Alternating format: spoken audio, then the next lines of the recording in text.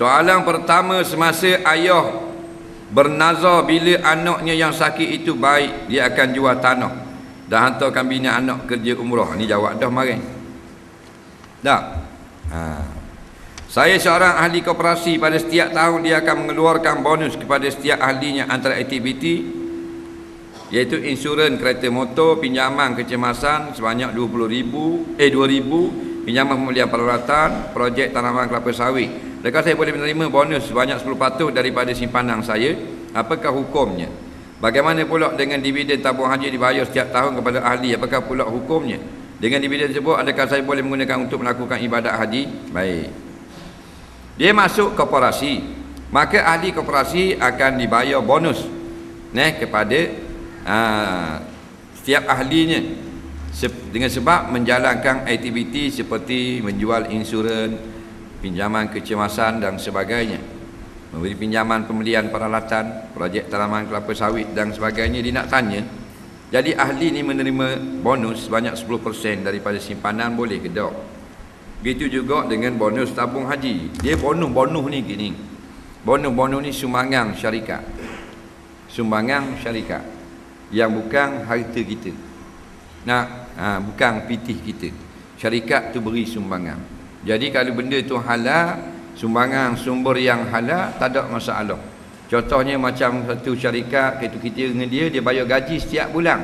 Tapi bila menjelang akhir tahun, dia akan bayar bonus sebulan gaji lah. Padahal kita tak kerja sebulan tu tak. Kita kerja hanya bulan 12 je, gaji dapat 2 kali. Duit tu duit mana? Duit syarikat lah, faham tak?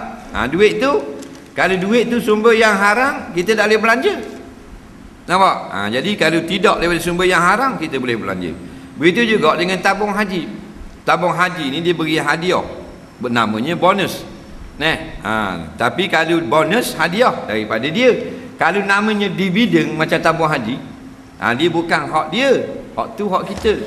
Lagu mana? Kita simpan dalam tabung haji, dalam mana-mana tempat simpanan.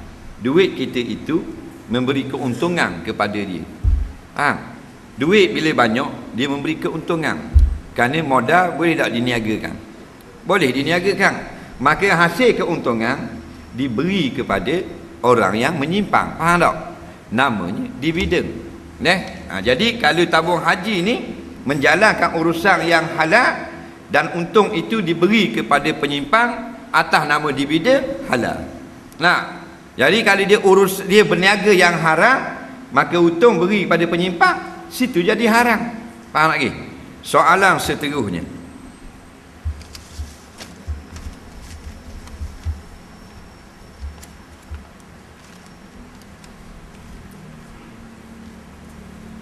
saya kerja bagian orang asli. Masa saya kerja, ada pasangan suami isteri orang asli datang ke pejabat nak buat urusan anak. Selidik punya selidik, rupanya kahwin adik-beradik. Dan dia baru masuk Islam. Macam mana? Kena mufarakah ke tak?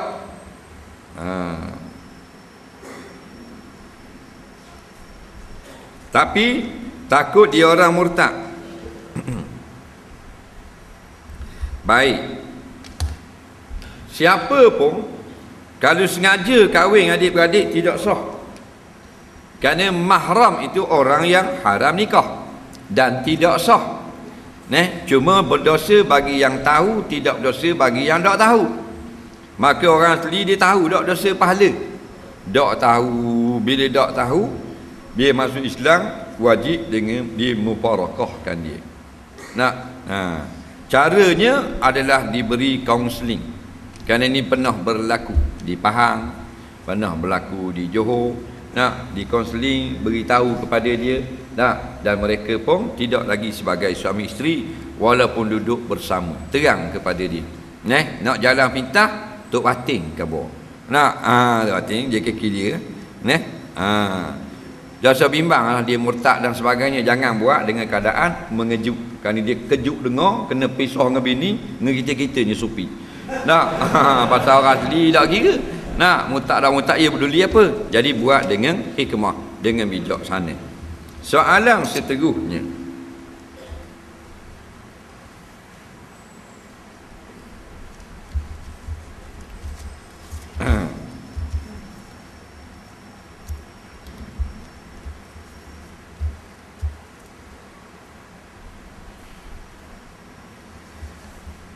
Macam mana nak kenal Wahabi? Saya dengar mereka ni banyak membida'ahkan orang yang beribadat. Dia satu firqah Wahabiyah yang berbeza dengan orang-orang yang mengikut pandangan imam yang 4. Dapat kita kenal dengan beberapa cara, iaitu di antaranya dalam bab khilafiyah, perkara-perkara yang menjadi perselisihan sangat diambil berat atau diberi penekanan. Nampak? Contohnya masalah baca kunut subuh. Baca kunut subuh ni tidak berlaku kesepakatan imam 4. Mazhab Hambali tak baca kunut subuh, mazhab Syafi'i baca kunut subuh. Jadi orang yang tak baca kunut subuh bukan Wahabi, dia Hambali. Faham tak? Tetapi Wahabi baca tak? Tak baca juga kunut subuh. Dah benda beza dengan Hambali. Orang mazhab Hambali dia tidak larang orang Syafi'i baca kunut subuh. Orang Wahabi dia larang. Faham tak? Dia nak suruh orang ikut dia sahaja. Hak mazhab 4 ditahu orang buat pandangan yang berbeza, dia menerima keperbezaan itu dengan hati yang terbuka. Kalau Wahabi dia tak mahu terima benda khilaf. Sedangkan benda-benda yang menjadi usul tidak dia ambil berat. Macam kita tengok dalam negara kita, duduk bising bangor dalam bab kunut, duduk marah orang dalam bab baca Quran, padahal jumhur ulama kata boleh baca Quran di kubur. Duk tekan benda gitu. Tapi benda-benda yang penting macam hudud, buat dia. Aurat, buat dia. Masalah arak dalam negara, buat dia. Masalah judi, buat senyap. Tu beza dia. Faham tak? Soalan seterusnya,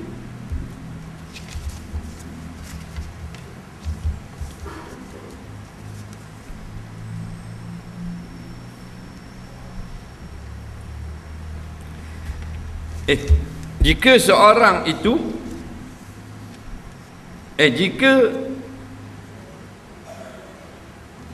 jika kemaluan seorang yang lain terkena pada anggota kita di tangan badan kita, batal tak wuduk? Biar ini nak tanya. Dia yang membatalkan wuduk di antaranya iaitu menyentuh kemaluan dengan tapak tangan. Kemaluan depan kubul, belakang dubur, batal lah wuduk. Faham? Tapi soalan dia, kemaluan orang kena ke tubuh badan dia, batal ke tak? Yang batal ni ialah ifdha', pegang dengan tapak tangan. Pegang dengan tapak tangan atau perut jari, pegang gini, batal. Gini, batal. Orang puan lagi pegang, duduk saja pegang itu, batal. Atau dia garu, batal juga. Nampak? Tapi kalau lain pada tapak tangan, batal tak? Tak batal, kena kemaluan. Maka kalau ikut belakang tangan, tidak ifdha' dia panggil, tidak batal. Sebab Nabi kata mamassa zakarahu, mana-mana laki-laki yang memegang kemaluan. Orang perempuan ayyuma mar'atin massat farjaha, mana-mana wanita memegang farak. Faham tak? Batal. Maka pegang-pegang, bukan sentuh. Sentuh dengan sekalian kulit. Pegang hanya dengan tapak tangan. Cuba pegang, dia buat ke siku. Orang lagi pegang itu. Pegang ke tangan. Tahu tak? Maka kalau kena kemaluan orang lain, kena lain pada tangan dia, tak batal. Tapi kalau kena tangan dia, batal tak? Tak batal. Tapak tangan kita kena kemaluan orang lain, batal tak? Dah. Tapak tangan je dah. Dia tidur tangan gitu. Kawan dia mari ambil buah kemaluan atas tapak tangan. Nak batal. Nak suruh faham. Faham tak? Dah lain pada tapak tangan, batal tak? Dah. Nak kelegah tak? Nak kelegah nak pergi dapur ni, nak gila. Orang nak teruk bah. Dalam teruk kena kemaluan di muka dia. Tak ada orang salah. Kena di siku, tak ada orang salah. Ada batal. Yang batal tapak tangan saja. Pasal apa? Ada orang khabar kalau kena peha sendiri batal. Cuma luang kena peha. Nak? Orang lelaki yang mudah kena. Tak? Perempuan gemuk sikit baru mudah kena. Nak? Dah kali tak muri kena nak buat kan ni? Pakai luar lalang. Nak? Ikat dengan plastik. Dak patah. Nyengikut kok bodoh-bodoh gitu. Dak patah. Kena peha dak patah, kena lutut dak patah.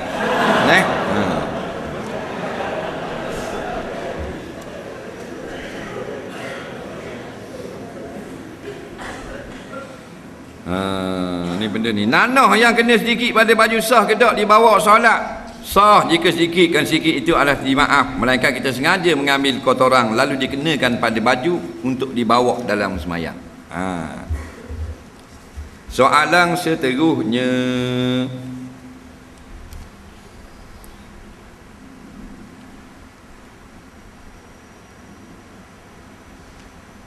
saya pernah tengok ceramah ustaz kata jika air sembahyang yang jatuh ke dalam beledi yang punya air mutlak, air tersebut tetap juga air mutlak, boleh ambil air sembahyang.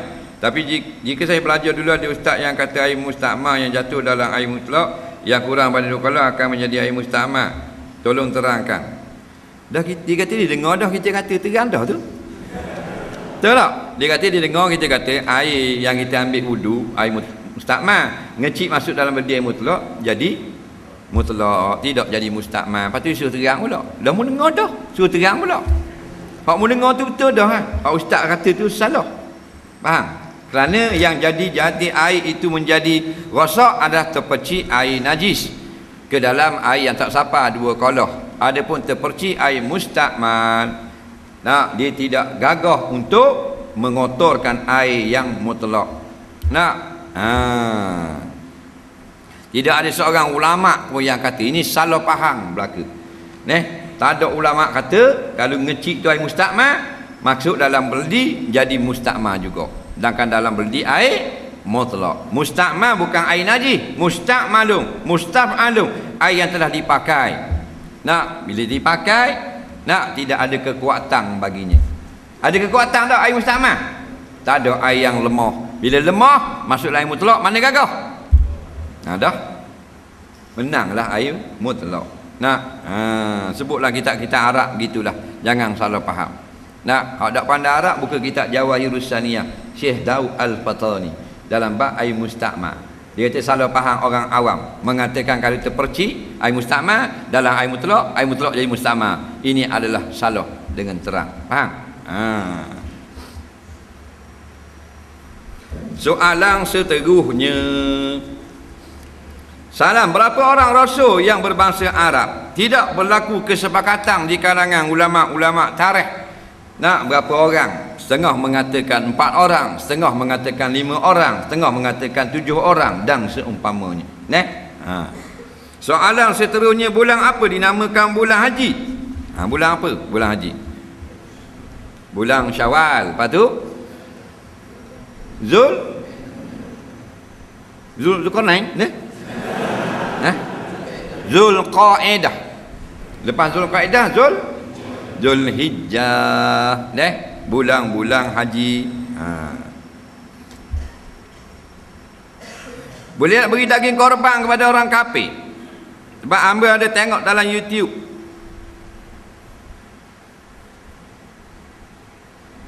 Mufti Perlis kata boleh. Jawabnya, berlaku perselisihan di kalangan pandangan imam-imam. Maka dalam mazhab Syafi'i mengatakan tidak boleh. Yang mengatakan boleh itu bukan pandangan mazhab Syafi'i. Faham tak?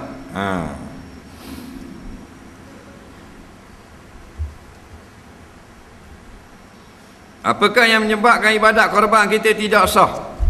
Di antaranya kita tidak berniat. Tak niat pun. Orang masuk korban, masuk retek. Ataupun niat sebelum memiliki akan binatang korban. Maka tidak sah.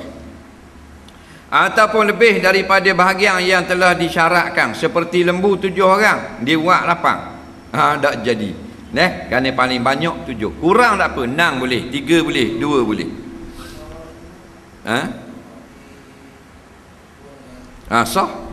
Sah korban buat di luar negara, wakil sahaja.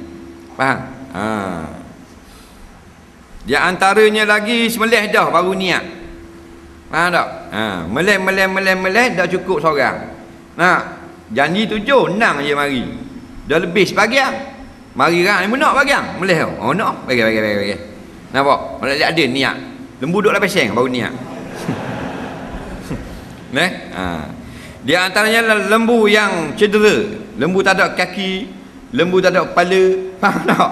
Lembu tak ada perut, lembu cacat, lembu kuruh kering dak lalu. Gemuk afdal. Sedang-sedang harus. Kurus makruh. Kuruh kekek tak sah. Kuruh ada dua, kuruh dengan kuruh kekek.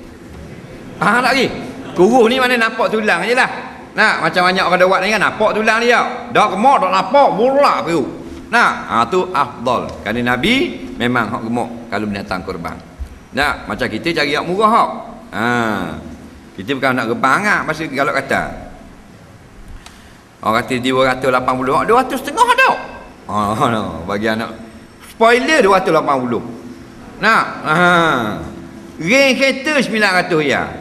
Kecil. Dengan tayar-tayar.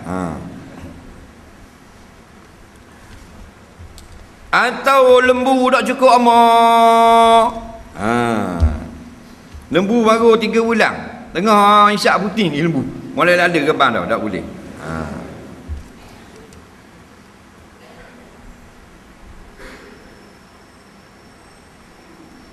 Macam mana kita nak pergi berjihad fisabilillah? Contohnya nak pergi di Palestin, nak perang dengan Israel. Boleh pergi saja ke macam mana?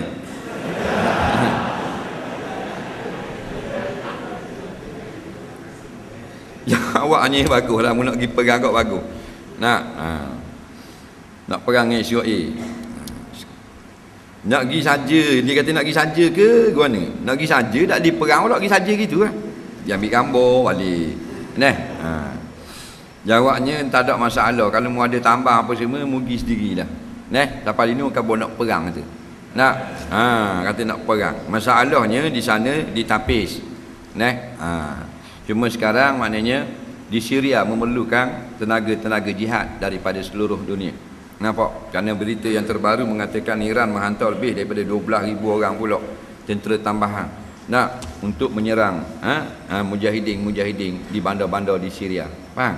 Dan peruntukan terbaru dalam satu berita yang disiarkan hanya di Amerika, Iran menambah 2 bilion pula untuk bantuan perang kepada rejim Assad untuk meneruskan maknanya pemerintahan Syiah di Syria. 2 bilion bantuan daripada Iran. Tadi baru dengar dalam radio Amerika. Jadi pergi dino lah, ambil pitih, ambil tambang. Tak ada pitih, mu nak pergi mana? Tambang Kuala Lumpur 180. Kapal terbang. Lepas tu nak masuk dino pula. Jadi kalau nak pergi juga berhubung dengan orang dino lah senang. Facebook dengan orang dino. Saya nak masuk lagu mana? Bukan boleh pergi terus gitu. Lagi macam orang nak pergi hantar Palestin kau. Bukan seterik pergi Palestin ni tu. Lagi Mesir dulu, pergi Cyprus dulu. Dia banyak transit. Bukan macam nak pergi Marang seterik lalu ke Batu Buruk.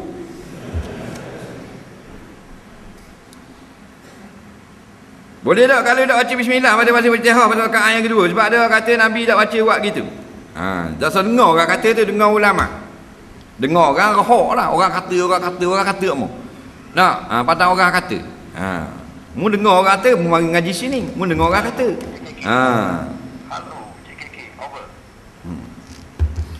Baik, soalan seterusnya.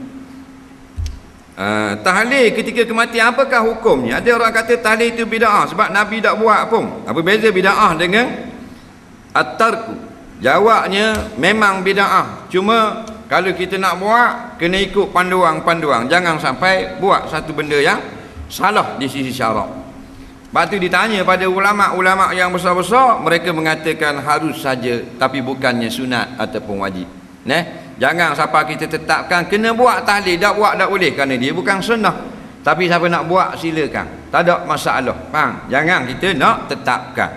Tu tahlil hukumnya. Ni kalau mati mesti kena tahlil 7 hari, salah tu. Kena buat 3 hari, salah. Kena buat 40, salah. Tak ada orang tetap pun. Ulama tak ada pun kata kena buat. Yang kata kena buat ni orang kampung saja. Dan kalau kita nak buat, tak ada masalah. Apa tujuan? Tujuan panggil orang kampung, ramai-ramai pakat mendoakan si mati. Boleh tak? Boleh. Maka adab bagi tuan rumah bila orang datang di rumah, iaitu menjamu tetamu. Inilah yang dijawab oleh ulama-ulama yang besar, bukan ustaz-ustaz dalam Facebook. Macam mana janggut nak lebat macam ustaz? Ada juga soalan gini, nak jawab gua ni aku budak reti kok.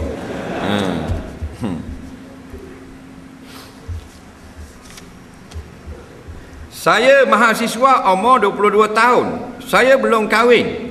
Ni sedap sikit ni. Namun niat untuk ambil anak angkat laki-laki. Soalan saya bagaimana orang anak angkat saya dengan isteri yang saya menjadi bakal kahwin ni pada masa hadapan. Jadi kalau nak ambil anak angkat, ambillah anak angkat yang apa benda ni keturunan jangan perempuan. Kalau tidak ada kena-mengena dengan isteri kita, ambil yang perempuan. Ambil anak angkat yang tak sampai 2 tahun. Dan bila dia perempuan tu dengan kita, macam mana jadi mahram? Susukan dia dengan mahram kita. Tayang adik kita ngandung ada susu, tayang adik kita ada anak kecil, ambil anak akak tu. Faham tak? Bila ambil anak akak, kopek 5 kali, baby perempuan tu dengan kita jadi anak susuan. Faham tak? Jadi tak ada masalah aurat. Dan kalau bini kita nikah dengan kita bila-bila, dah puang sama puang, perkara mudah. Nak buat lagi? Yang payahnya anak akak lelaki, dia puang. Kalau anak akak lelaki, biarlah ngopek dengan adik-beradik bini kita. Faham? Soalan seterusnya.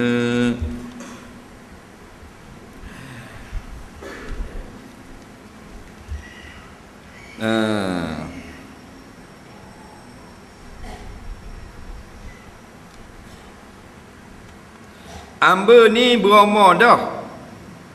Hak nikah dengan budak puang ni kenang dah dia. Jadi amba tak ada mak, tapi ayah ada lagi. Jadi adik-adik puang tukang buat putusan, setuju ke tak amba nikah dengan puang tu. Jadi amba wajib dak ikut putusan adik-adik amba. Benda hak amba patut ikut dan buat. Dia lelaki, dak nikah lagi. Lepas tu adik dia, laki puang ni.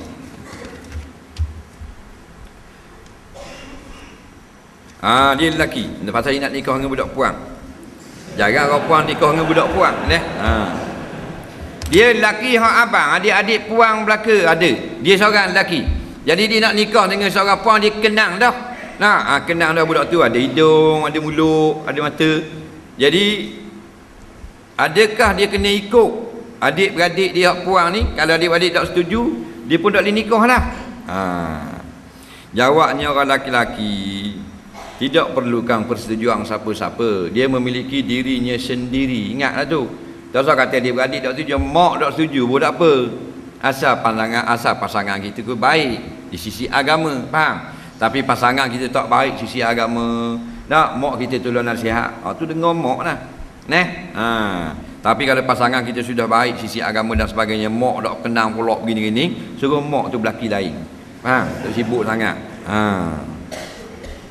Jadi yang kena ikut, sebenarnya orang lelaki ada hak masing-masing, hak dirinya sendiri. Orang puang pun hak diri sendiri juga. Cuma disuarakan oleh wali ataupun juru nikah. Tu saja. Tidak ada seseorang yang boleh memaksa seseorang untuk berkahwin dengan orang ni. Orang puang, anak dara, janda ke apa, ada tak orang boleh paksa dia kahwin? Tak ada orang boleh paksa. Jangan salah faham. Kerana perkahwinan adalah persatuan dua hati. Berkongsi hidup, senang dan susah. Bukan kongsi bilik hotel untuk 2 malam. Kerana ada mesyuarat. Tapi selama-lamanya kalau tidak mati. Betul tak? Kongsi dapur, betul tak? Kongsi jambang, kongsi bilik air, kongsi jemurang, kongsi mesin basuh, kongsi pinggang, kongsi makuk, kongsi sudu. Tu rumah tangga. Jadi orang boleh paksa tak? Tak boleh paksa. Baju kalau kita tak kenal orang paksa kita pakai boleh tak? Kita pergi kedai jumpa kawan kita tengah pilih comel dah ni baju hijau muda molek je kenang. Nampak? Kawan kita mu jangan beli ke ni aku terajam mu beli ono biru tua pakai tu. Kita beli tak? Tak. Kalau kawi kita pakai tak? Tak kenal. Nah, apa tahu lagi suami atau isteri boleh paksa tak? Tak boleh. Kita kenal tak apa. Nah, pasal dia hati. Hak lain tak apa, mak kita kata saya tak benar, awak sambung belajar, duduk rumah, keluar berdosa. Itu lain. Wajib kena taat. Hebat kalau pilih suami, mak tak boleh paksa. Nah, aku tak benar mau nikah dengan berperang mu tu. Nikah dengan poleh. Tidak aku tak reba mu deraka ke aku. Anak jawab, mak nikah dengan poleh. Faham tak? Dah mau nak ingat. Banyak punah zaman ni. Orang pilih natu, dia pilih besang. Nak, berapa dah boleh nikah ni baik dah dia ni. Hak lelaki kenal hak puan kenal hak lelaki. Tak boleh. Apa? Ayah dia JKK. Nah, bukan nak nikah dengan ayah dia. Faham tak? Anak dah kenal boleh. Ayah peduli dia apa? Faham? Nak ujung boleh. Dakwah JKK pula. Bagi sama kita. Nampak? Biar ayah guna-guna pun.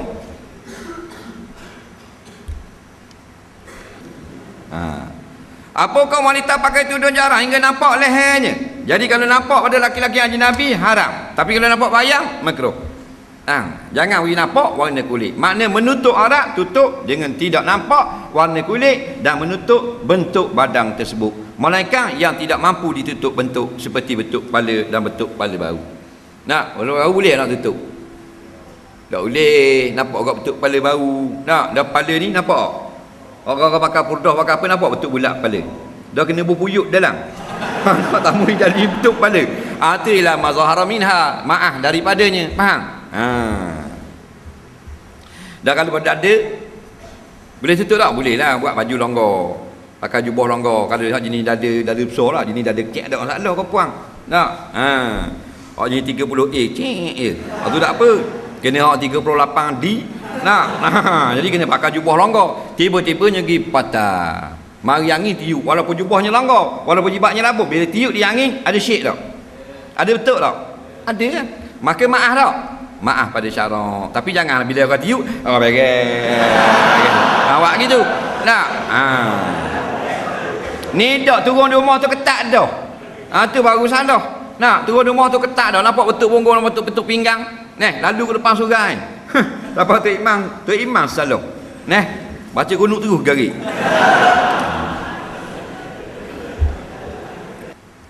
Selain sunat duha dan sedekah boleh keterangan amalan lain yang menambah rezeki, membaca Quran dan menghubung silaturahim dan menolong orang yang dalam kesusahan. Dan ada lagi hadis mengatakan buat baik pada anak yatim. Buat baik ke anak yatim, membaca Quran, murah rezeki orang banyak baca Quran. Kita baca surah apa? Tu Ka'ab. Baca seperti bacaan sujud biasa dalam sujud sejadah boleh tak? Boleh. Tapi sunat kita baca yang kita baca dalam sujud sajadah. Faham?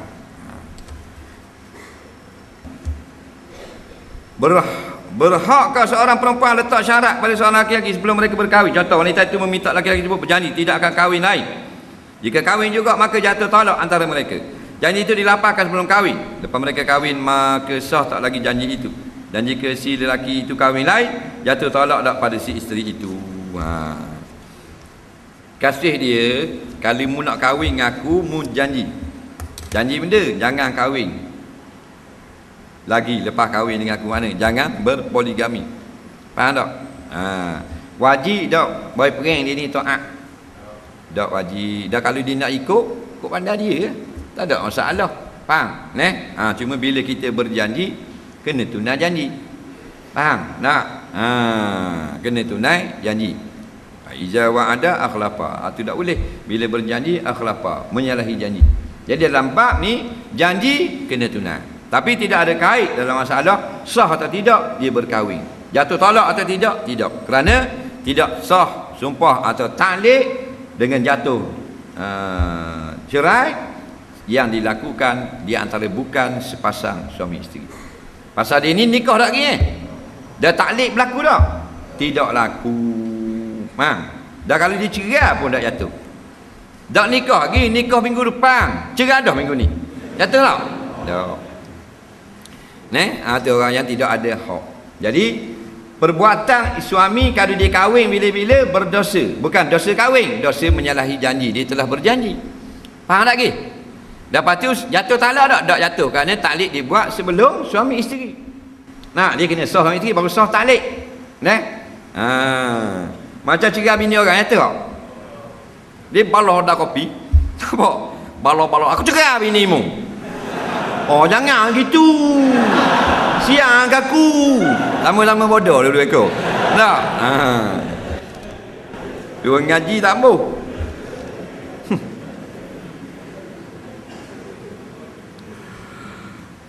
Apakah hukum pejam mata sepanjang mengerjakan solat? Asal pejam mata tanpa apa-apa keperluan yang diharuskan pada syarak, makruh, tak haram. Makruh saja. Bukan makruh semayang, makruh perbuatan dia kejam je. Dia baca Fatihah, boleh pahala dia sujud, boleh pahala dia semayang, boleh pahala, nampak tak? Tu pahala belaka, cuma perbuatan dia pejam, itu makruh. Kemudian jikalau dia pejam, maka dapat membantunya khusyuk dalam semayang. Setengah ulama kata sunat dia pejam. Tak, contohnya di semayang tepi lembah bukit gitu, dia naik panjat gunung. Dah panjat gunung takkan ada surau biar tu. Jadi semayang kat tepi gitu lah. Jadi kalau celek nampak gayak takut jatuh, maka kejang. Kejangnya taklah sakut, maka harus dia pejam. Atau buka nampak macam-macam gambar, macam semayang rumah orang. Tumpang mayang dalam bilik tak boleh, ada orang tidur mayang luar. Dah luar dengan tu, dengan rambu, dengan ni, dengan apa benda, dengan payang macam-macam peseng. Dengan kursi set tapi tengok ni kepala tengok. Dia pun kejang. Maka khusyuk dah semayang, kejang itu diharukan syarak. Soalan terakhir pada malam ini, bagaimana untuk ajak rakan serumah untuk mengutamakan solat? Baik, ajak orang untuk mementingkan semayang banyak cara. Kalau kawan, cara kawan. Kalau budak-budak, cara budak. Orang yang kita ada kuasa, kita boleh berkerah. Kalau kawan-kawan kita, kita tak mahu sampai putus silaturahim. Kalau kita, dia ni jenis dak mayang, kita marah kepang dia pun pindah duduk dengan kesek dak mayang pula, kau berat nenang. Maka jangan gaduh, kita nak kejayaan. Tu kena ingat bagi orang yang nak berdakwah. Nak bubuh situ nombor satu, jangan nak kejayaan. Kalau nak kejayaan, kita mudah rasa letih, mudah nak marah, mudah putus asa. Jangan letak target kejayaan berdakwah. Kalau berjaya alhamdulillah, tapi jangan nak berjaya. Kerja kita hanya kabur saja. Semayang. Banyak cara kawan orang untuk ajak dia semayang. Dulu tak kawan, tujuan dia kawan supaya orang tu semayang. Boleh belaka. Kau orang-orang pergi berjudi, kita tengok. Mayang tu. Orang ada judi lagi, dia pergi mayang tu. Dengar desing kat telinga mayang tu. Dah ingat hari ni, dah dengar hari ni, esok dia dengar. Tak dengar esok, mungkin tahun depan dia dengar. Biar ada lagu tu. Sebab Allah tak tanya kita, mu berjaya tak dakwah kawanmu. Tapi Allah kata, kabar kejap. Jadi kabar kawan kita atas dasar kasih sayang. Rasulullah, dia marah sangat. Tapi ada satu kasih sayang. Dia nak semua manusia masuk dalam syurga Allah, tak kena neraka Allah. Wallahu a'lam. Bismillahirrahmanirrahim. Allahumma fa'na bima 'allamtana wa 'allimna bima yanfa'una. Rabbana zidna 'ilma. Rabbana atina fid dunya hasanah fil akhirati hasanah wa qina azabannar. Wa sallallahu sayyidina Muhammadin wa ala alihi wa sahbihi wasallam. Walhamdulillahirabbil alamin. Assalamualaikum warahmatullahi